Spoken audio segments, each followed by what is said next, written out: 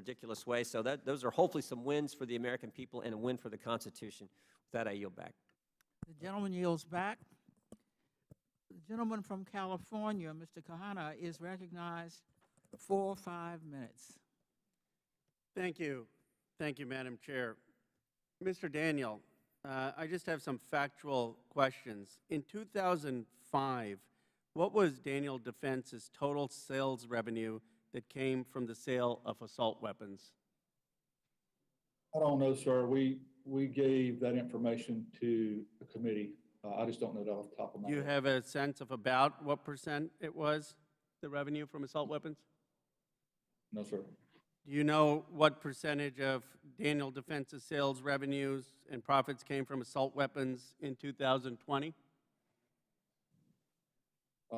Sir, would you describe an assault weapon as I'm trying to answer your Well, the question? assault weapon is the term the industry actually created the term, which means semi-automatic weapons based on military designs and features. It's a term that actually the industry coined in 1980. Based on that, do you have a sense of what the sales revenue and profits were in 2020? Sir, I disagree with your characterization of the type of firearm. Assault weapons are fully automatic weapons used in war, and the weapons we sell to Okay, consumers. in the way I'm defining it, do you have a sense of how much the sales revenue was? Sir, we are a rifle company that sells semi-automatic rifles, so most of our business is in semi-automatic rifles. And Is how that much, the question? the AR-15s, what percentage of your revenue comes from that? I don't know exactly, sir. What, approximately? Most of our, we sell semi-automatic rifles and bolt-action rifles. How do you not know that? I mean, is it 10%? Is it 20%? Is it 50%? I mean, certainly you would know how much basically revenue you're making of something.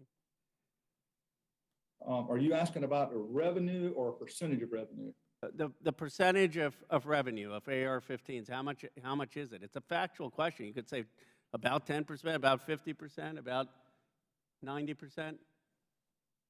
I would say probably 80% of our sales. 80% comes from that. And about in 2005, do you know about how much revenue was from AR-15s or similar type rifles?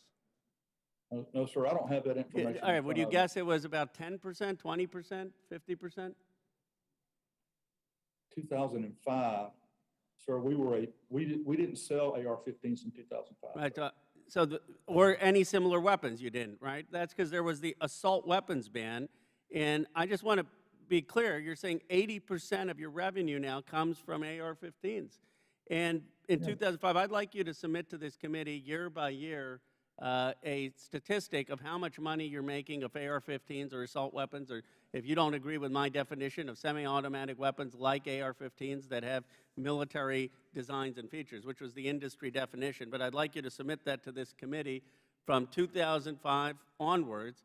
I'm a bit perplexed that you don't know how much revenue you're making out of the sales of these weapons. I mean, 80% is a lot, and I'm surprised you don't know how it's tracked. I mean, I think your shareholders may be surprised by that.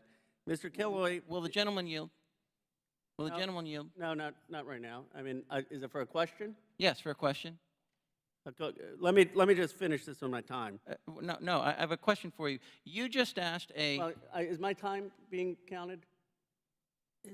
This is the gentleman's time. I'm happy after my time is expired to entertain a question. I don't want my time to be interrupted.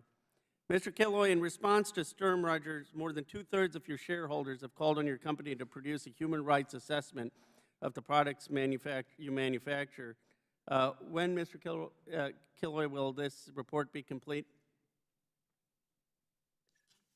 Congressman, actually, less than 50% of our shareholders actually voted for that proposal. However, it did pass at our most recent annual meeting.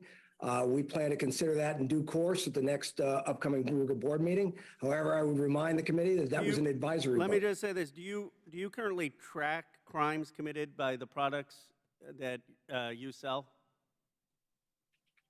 No, sir, we do not. Would you commit to tracking that as part of this report, a human rights assessment that you're now required to do?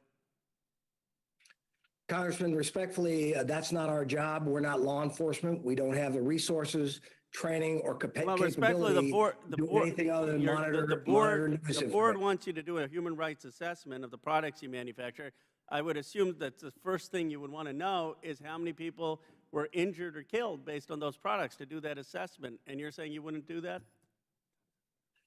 Sir, it's actually a shareholder vote. The board, of which I am one of 9 members, we will consider that and consider how we go forward on doing that. But frankly, we don't violate human rights. And to say we do is just not correct. Well, I'm just saying what The your shareholders gentleman's time are saying. has expired.